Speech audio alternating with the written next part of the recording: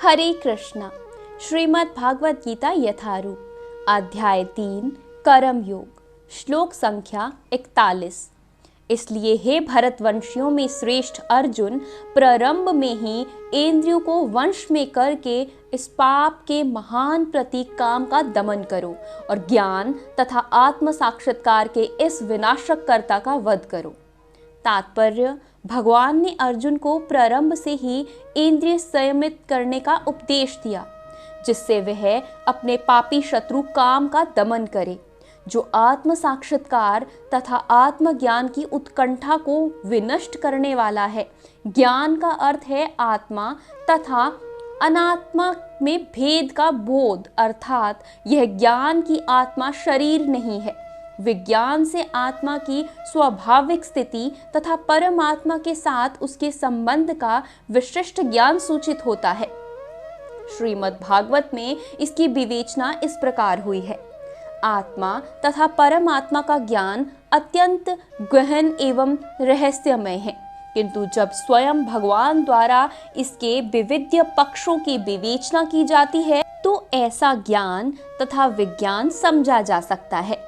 भागवत गीता हमें आत्मा का सामान्य तथा विशिष्ट ज्ञान तथा विज्ञान प्रदान करती है।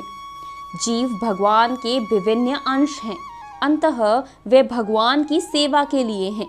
यह चेतना कृष्ण भावनामृत कहलाती है। अंततः मनुष्य को जीवन के प्रारंभ से इस कृष्ण भावनामृत को सीखना होता है, जिससे वह पूर्णतः कृष्ण भावना भवित होकर तदनुसार कर्म करे। काम ईश्वर प्रेम का विकृत्य प्रतिबिंब है और प्रत्येक जीव के लिए स्वाभाविक है, किंतु यदि किसी को प्रारंभ से ही कृष्ण भावनामृत की शिक्षा दी जाए तो प्राकृतिक ईश्वर प्रेम काम के रूप में विकृत नहीं हो सकता। एक बार ईश्वर प्रेम के काम रूप में विकृत हो जाने पर इसके मौलिक स्वरूप पुनः प्राप्त कर पाना दुस्साध्य हो जाता है।